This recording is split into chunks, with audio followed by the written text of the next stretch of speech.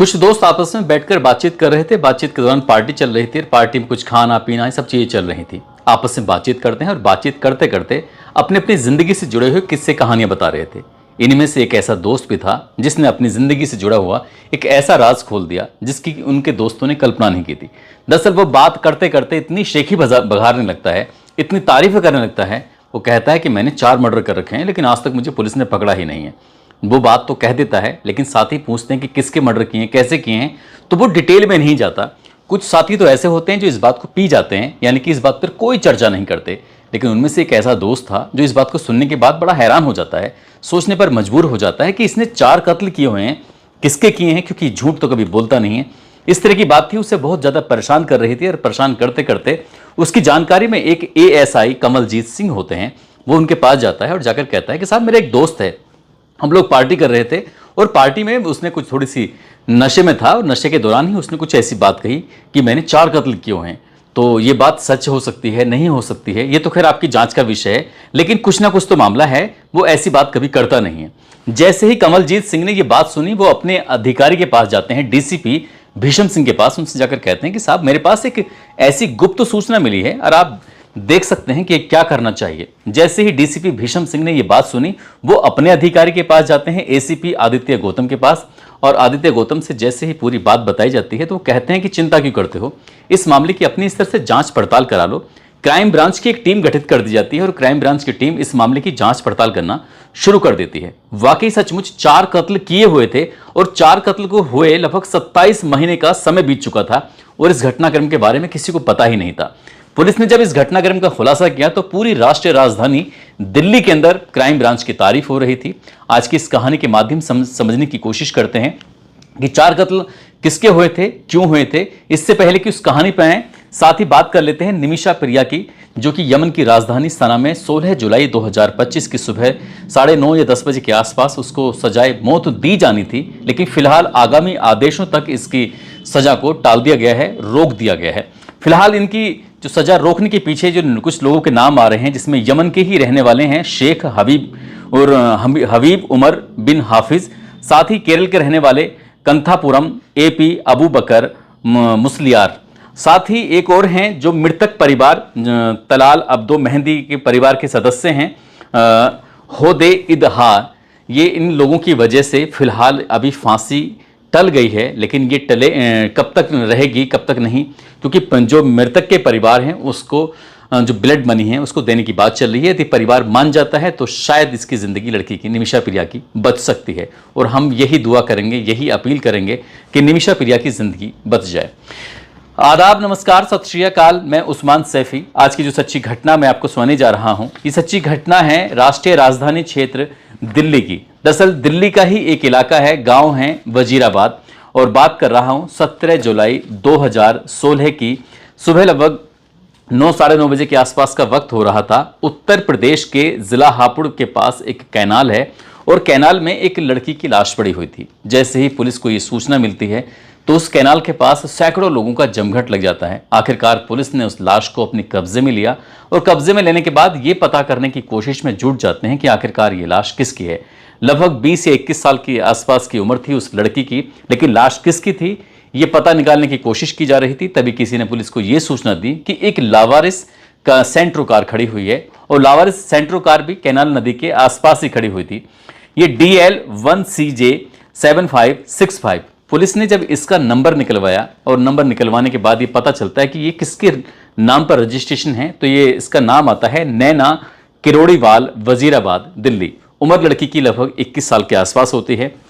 अब पुलिस की टीम सीधा पहुंच जाती है दिल्ली के वजीराबाद में। वजीराबाद में जाने के बाद बार बार उस बैल को दबा रही थी, लेकिन घर से कोई सदस्य निकल के नहीं आ रहा था। आसपास के लोगों से पूछा जाता है तो बताते हैं कि साहब वो 2-3 दिन से दिखाई नहीं दे रहे हैं। आखिरकार जब आसपास के लोगों से और पूछा जाता है कि इस घर में कौन कौन रहता है, तो टोटल मिलाकर 4 सदस्य रहते हैं, जिसमें जो मेन मालिक हैं वो वेद प्रकाश किरोड़ीवाल हैं, उनकी पत्नी जो गृहिणी साधना है, साथ ही जो उनका बेटा है शुभम, और जो इनकी बेटी की तलाश मिल जाती है। लेकिन बाकी लोग परिवार के कहाँ गायब थे, इनको लेकर ही पुलिस आसपास के लोगों से लगातार पूछताछ कर रही थी। परिवार के सदस्यों से जो कि बिल्कुल करीब में रहते थे उनसे भी पूछताछ की जाती है। उनसे पूछा जाता है कि ये कहाँ गए होंगे और लड़की की हत्या क्यों हुई। तो ऐसी बातचीत करते करते पता चलता है कि लड़की जो कि दिल्ली यूनिवर्सिटी में रह के पढ़ाई कर रही थी, साथ ही निजी विद्यालय में वो पढ़ाती थी, साथ ही उसकी शादी की बात चल रही थी। तभी पुलिस के दिमाग में आया कि लड़की किसी से प्यार करती होगी और प्यार करने की वजह से ही परिवार वालों को यह बात बिल्कुल पसंद नहीं आई होगी, इसलिए उन्होंने उसकी हत्या कर दी। अब इसके बाद पुलिस ने नोटिस चस्पा कर दिया, उधर एफआईआर दर्ज करा दी और ऑनर किलिंग में एफआईआर दर्ज कर ली जाती है। पुलिस इस मामले में लगातार प्रयास कर रही थी, लगातार दबिशें दे रही थी, चाहे रिश्तेदार हो, रिश्तेदार के रिश्तेदार हो, या फिर फोन नंबर हो, सीडीआर, तमाम जो प्रयास थे हापुड़ की पुलिस ने वो प्रयास करने शुरू कर दिए ताकि नैना की हत्या के मामले में कुछ जानकारी मिल सके, सबूत मिल सके। आखिरकार जब मामला कोर्ट पहुंच जाता है, कोर्ट में जाने के बाद इस परिवार को भगोड़ा घोषित कर दिया जाता है और लगातार दिन बीत रहे थे। पुलिस ने हालांकि उनकी प्रॉपर्टी को भी सील कर दिया, अपनी तरफ से जो कार्रवाई हो सकती थी वो कार्रवाई की, और जैसे जैसे वक्त आगे बढ़ रहा था वैसे वैसे मामला ठंडे बस्ते में पहुंच जाता है और इस मामले को लगभग 27 महीने के आसपास का वक्त बीत जाता है। ना तो नेहा के परिवार वालों का कुछ पता चलता है और ना ही कत्ल की असली वजह सामने आती है। हालांकि रिश्तेदार ये जानना चाहते थे कि आखिरकार हुआ क्या है। तभी 27 महीने बीत जाने के बाद वजीराबाद दिल्ली का रहने वाला एक लड़का, जिसकी उम्र लगभग 26 साल के आसपास होती है, नाम उसका अभिषेक पाल उर्फ मिंटू होता है, जो कि अपने दोस्तों के बीच में बैठा हुआ था, खा रहा था, पी रहा था और खाते पीते उसने कुछ ऐसी बात बतानी शुरू की। उसने कहा, साहब हमने 4 मर्डर कर रखे हैं, लेकिन पुलिस की हिम्मत जो हम पे हाथ डाल दे। इस तरह की बात जब कह देता है, लेकिन वो नशे में था, साथ ही उसके दोस्त भी होते हैं नशे में होते हैं, लेकिन एक उसमें ऐसा था जो पुलिस का मुखबिर भी हुआ करता था और वो नशे में शायद था जो, लेकिन उतना नहीं था। उसने पुलिस को सूचना दी और पुलिस ने इस मामले को इतना गंभीरता से लिया कि इस मामले की जांच पड़ताल करना शुरू कर दिया। पुलिस की जो जांच पड़ताल में कई नाम सामने आते हैं, उसमें एक रितेश कटियार भी होता है जो कि बिहार का रहने वाला होता है, साथ ही एक लड़का मनोज बाबला होता है। जो अब पुलिस ने जब इनके बारे में पता करना शुरू किया तो ये पहले तो रहता था वजीराबाद में रितेश कटियार, लेकिन उसका आता पता नहीं था। वो पता चलता है कि वो बिहार का रहने वाला है, तो पुलिस की एक टीम वहां बिहार जाती है और बिहार जाने के बाद उसके बारे में पता चलता है कि एक दिन वो इतना दुखी हो जाता है, दुखी होते होते उसने कुछ ऐसा कीटनाशक पदार्थ खाया और जिसकी वजह से उसकी जान चली गई। आखिरकार इसके पीछे वजह क्या थी, इसकी वजह भी पुलिस जानना चाहती थी। साथ ही जो मनोज बाबला था उसके बारे में पता किया तो उसे इसके बारे में पता चलता है कि गाजियाबाद में वो अपने 2 और दोस्तों के साथ बाइक पर बैठा हुआ था। अचानक ही रोड पर एक्सीडेंट होता है और रोड पर एक्सीडेंट होने के बाद दोनों दोस्त तो बच जाते हैं, लेकिन जो मनोज बाबला होता है वो एक्सीडेंट में मारा जाता है। हालांकि पुलिस मौके पर पहुंचती है, जांच पड़ताल करती है और यही बात निकल के आती है कि एक रोड एक्सीडेंट था और ये वाहन की वजह से उसको चोट लगी और वो मर जाता है। अब पुलिस के सामने सिर्फ एक ही व्यक्ति होता है जिसका नाम अभिषेक पाल उर्फ मिंटू होता है। फिर उससे पुलिस पूछताछ करती है और पूछताछ करने के बाद फिर जो बात आती है सामने वो चौंकाने वाली बात होती है। दरअसल वेद प्रकाश किरोड़ीवाल जो होते हैं वो मजनू का टीला एक जगह लगती है दिल्ली के अंदर, वहां पर अपना कपड़ों का दुकान चलाया करते थे। साथ ही उनका अपना जो दूसरा बिजनेस था, दूसरा व्यापार था, वो पैसे दिया करते थे ब्याज पर और उससे ज़्यादा उनको अच्छी खासी इनकम होती थी। उनकी पत्नी साधना जो कि हाउस वाइफ होती है, बेटी जो कि दिल्ली यूनिवर्सिटी की छात्रा भी होती है, साथ ही निजी विद्यालय में पढ़ा भी रही थी, और जो बेटा शुभम होता है वो मुखर्जी नगर दिल्ली में रहकर एक निजी इंस्टीट्यूट से डिप्लोमा में इंजीनियरिंग की पढ़ाई कर रहा था। दरअसल जो रितेश कटियार होता है, जो बिहार का रहने वाला था, जिसने अपनी जान दे दी थी, दरअसल वो उनके घर का नौकर था। लगभग उसकी ज़्यादा उम्र थी नहीं, 16-17 साल के आसपास का वो रहा होगा और कई साल से लगातार वो वेद प्रकाश किरोड़ीवाल के अपने यहाँ काम किया करता था। लेकिन साल 2015 की बात है और ये अगस्त का महीना था। इसी बीच में जो वेद प्रकाश होते हैं वो कहते हैं कि मैं अपना कोई नया बिजनेस शुरू करना चाहता हूँ, इसलिए मैं इस दुकान को ख़त्म करूँगा। तो जो नौकर था उसने कहा कि साहब एक काम करो, आप दुकान को मुझे दे दो, मैं इस दुकान पे काम करना शुरू कर दूंगा और जो भी पैसे की इनकम होगी मैं आपका कर्जा भी पटाता रहूंगा। इस हिसाब से बात तय हो जाती है और 4 लाख रुपए में बात तय हो जाती है और यह तय हो जाता है कि अब हर महीने तुम्हें मुझे इतने रुपए देने पड़ेंगे। आखिरकार जब ये जो घर का नौकर होता है रितेश कटियार, वो कपड़े की दुकान पर बैठ जाता है और अपना काम करना शुरू कर देता है। वेद प्रकाश ने अपना काम करना शुरू कर दिया। वक्त का पहिया आगे बढ़ने लगता है और ये अगस्त 2015 में पैसे लिए थे। कुछ दिनों तो काम ठीक चलता है, लेकिन कुछ दिन के बाद पता चलता है कि काम लगातार ठप होता चला जाता है। यदि उस काम में फायदा होता तो शायद वेद प्रकाश किरोड़ीवाल कभी उस काम को छोड़ता नहीं और उसके जो नौकर रितेश कटियार होता है उसने उस काम को संभाला जरूर था, लेकिन उसने जब उसका काम ठप होने लगता है, व्यापार उसका बेकार जाने लगता है, तो वो इतना परेशान हो जाता है कि लगातार कर्जे मांगने लगता है। वेद प्रकाश लगातार उससे पैसे मांगता था, कहता था कि भाई अब ब्याज मिलाकर मूल मिलाकर लगभग 8.5 लाख रुपए के आसपास हो चुके हैं, तुम कुछ तो पैसे दो, पैसे तो तुम्हें देने ही पड़ेंगे क्योंकि बात जो तय हुई थी। आखिरकार वक्त आगे बढ़ रहा था, वो परेशान हो रहा था, लगातार तगादे बढ़ रहे थे। तभी अपने दोस्त अभिषेक पाल उर्फ मिंटू से कहता है कि मैंने इस तरह से कुछ पैसे लिए थे और मैं बहुत बुरी तरह से फंस चुका हूं, आखिरकार करूं तो क्या करूं। साथ ही अभिषेक ने अपने एक दोस्त यानी कि जिसका नाम मनोज बावला होता है उसको पूरी कहानी सुनाई। ऐसे 3 दोस्त आपस से मिल जाते हैं और कहानी एक दूसरे से शेयर करते हैं, कहते हैं बिल्कुल परेशान होने की जरूरत नहीं है, इस परिवार से थोड़ी नजदीकियां बढ़ाते हैं और थोड़ी करीबी बढ़ाते हैं। अब जब बात करीबी बढ़ाने की आती है तो नेहा के नाम पर एक सेंट्रो कार होती है और वो ऑफर देता है शुभम को, जो उसका भाई होता है, कि मैं तुम्हें कार चलाना सिखा सकता हूं। अभिषेक ने कहा, बोले ठीक है, अगर चलाना सिखा सकते तो सिखा देना। इसलिए वो रोज उनके घर जाता था और घर के अंदर तक उसकी दस्तक हो जाती है अभिषेक की। वो अपने उस शुभम को यानी कि वेद प्रकाश का जो बेटा होता है उसको कार चलाना सिखाया करता था। और ऐसे करते करते वक्त आगे बढ़ रहा था और विश्वास लगातार बढ़ रहा था। अब चाहे मनोज बावला है वो भी घर आ जा सकता था, नौकर तो खैर पहले से ही आ जा सकता था। इसलिए 15 जुलाई 2016 की सुबह लगभग 11 बजे के आसपास का वक्त हो रहा था। ये अभिषेक ने वेद प्रकाश से कहा कि जो गाड़ी के टायर हैं वो बिल्कुल पूरी तरह से खराब हो चुके हैं, आप आज हर हाल में टायर बदलवा लीजिए। जब टायर बदलवाने वाली बात आती है तो वेद प्रकाश कहता है कोई दिक्कत नहीं है, कोई हर्ज नहीं है, चलते हैं टायर बदलवाने के लिए। वो खुद गाड़ी चलाता है, साथ ही बराबर जो कंडक्टर सीट होती है वेद प्रकाश उसमें बैठ जाता है। और जैसे ही उस कार में बैठा था, पीछे से जो मनोज होता है, उसका जो साथी होता है नौकर, वो उसके गले में एक क्लीच तार होता है, उसको वो पूरी ताकत से खींचता है। उसे शोर मचाने का, चीखने का, चिल्लाने का वेद प्रकाश को मौका ही नहीं मिलता और वो गला दबाकर उसकी हत्या कर देते हैं।